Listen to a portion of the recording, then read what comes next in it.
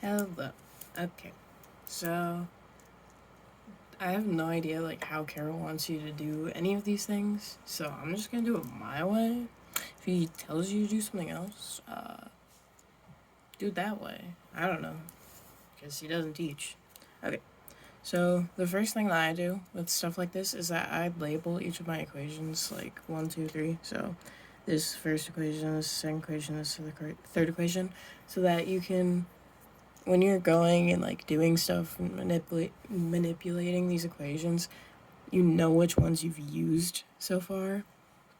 So when I'm looking at this, I personally really like elimination. So I'm gonna do elimination, and yeah, okay, you do have to do elimination with this one. So sick. So the first thing that I look for elimination is just things that go well with each other. So when I'm looking at this, I see the 6, the 2, and the 3. Those are all factors? Something like that. I don't know. Those are all factors. So I want to use the y's. Those are the things that I'm going to be eliminating. So I'm just going to start with equations 1 and 2. Make it simple. So I'm going to rewrite these two. 2z equals negative z. And because I'm pretty sure you know how to do the whole multiplying thing because you were doing it. I'm going to multiply this equation so that I can get a positive 6y that would be able to be eliminated by this negative 6y. So I'm going to multiply this equation by 3. So we have 9x plus 6y plus 15z equals 21. This is a 2. That's not a z. I just have bad handwriting. That's my bad. Okay. So then I'm going to do elimination with this. So just going down the line. Negative 2 plus 9. This is testing my algebra skills. 7. This cancels out. Then we have 15 minus 2 is 13. Right? Okay. Negative 2. That's a 21. My handwriting's so bad. 21 minus 2 is 19. So when I eliminated this gave me the equation to the line that's in between both of these planes. So we have 7x plus 13z equals 19. That's our new equation of the line. Sorry, you can't see it. That's the new equation of our line. So now that we have that, we have to go back to these original equations. So because we eliminated the y in this scenario, I don't know what to call it, we have to eliminate a y with the third equation, either the first or the second equation, to get the line that's intercepting in between those two planes. So I'm going to do 3 and 1 because I like it more. So I'm going to rewrite this again. 2x minus 6y minus 2z equals negative 2. And also you can label these. I just forgot to. Negative 2x minus 6y minus 2z equals negative 2. And then to get this to be a positive 6, I'm going to multiply this by a negative 2. So then we distribute. We have this 6x plus 6y minus 6z equals negative 18. This is equation 3. So now that we did that, we can go ahead and eliminate. So we have 4x cancels out. Then we have a negative 8z, and we have negative 20. So I know these are all divisible by 4, but I swear to God, every single time I go and divide all of this out, I always get it wrong. So I'm not going to do that. So Now we have our new line equation, and it has no y, just like this equation has no y. So we have 4x minus 8z equals negative 20. So here are two new equations. They're really trash numbers. Like, those are really terrible numbers.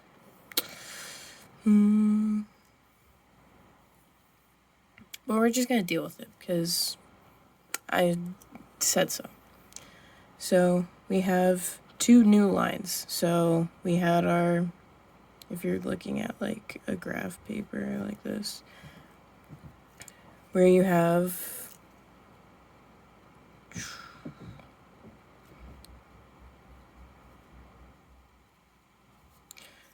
I don't know if you've done this, but this is just to kind of help visualize.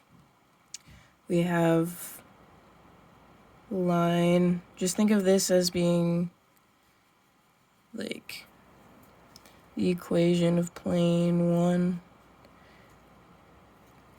and then the equation of plane 2, and then we have the equation of plane 3 would be, where would it be?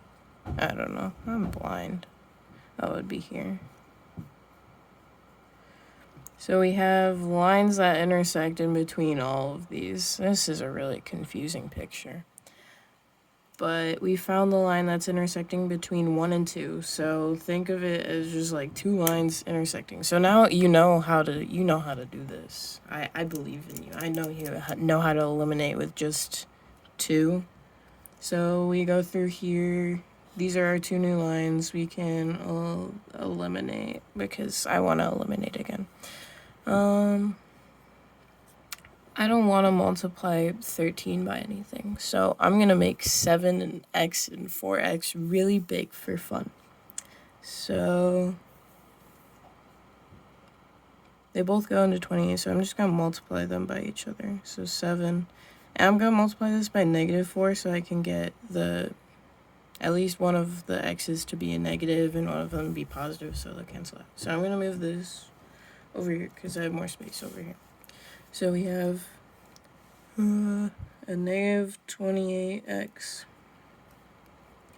Negative, I don't know how to do 13 times anything, so I'm going to use my computer and look it up. It's 52.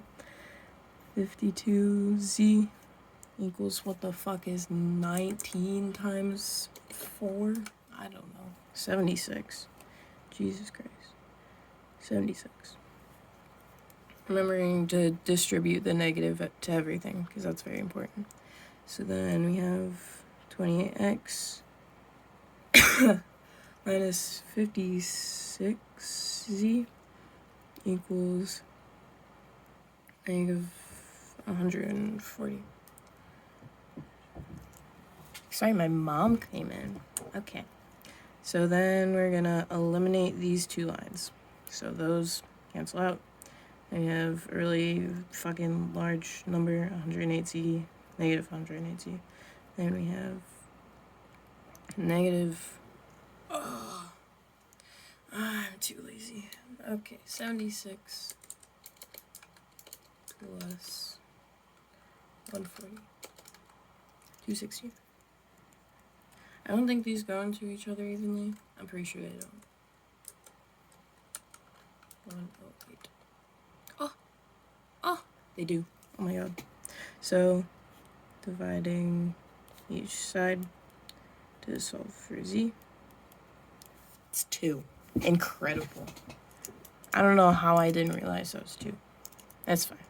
So we have z equals 2. Wonderful. So now we can plug this z equals 2 into one of these original, like, these line equations, because if we were to plug it into one of these, it would make sense, because then we would have two variables and it wouldn't do anything.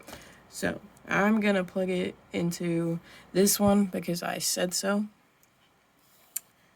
Sorry, I like drawing lines everywhere. So 4x minus 8 times 2 equals negative 20. 4x minus 16 equals negative 20.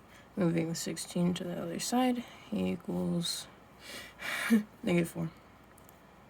and then x is equal to -1. So now we have x is equal to -1, you have z equals 2. So now we can go back up to one of these original equations and we can plug in both of those numbers. So we have, I'm just going to use the first equation because I feel like it. I said so. Again, times 2.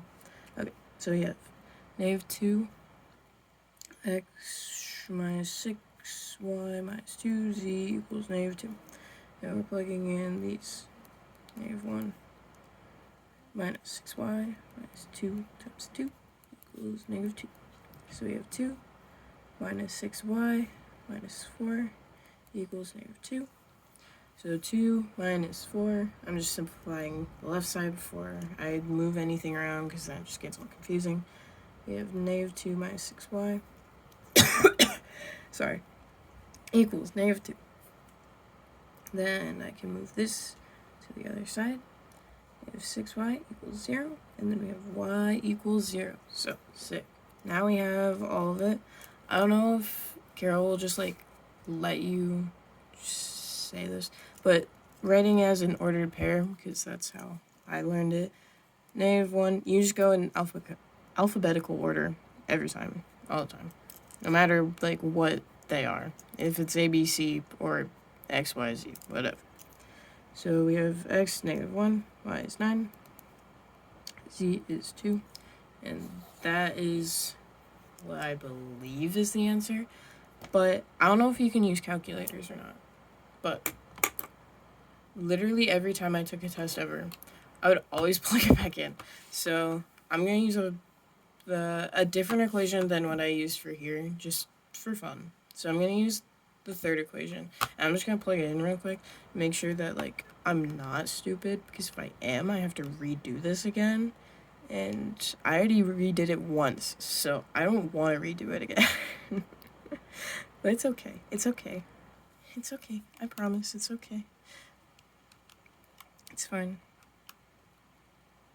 So it should equal 9.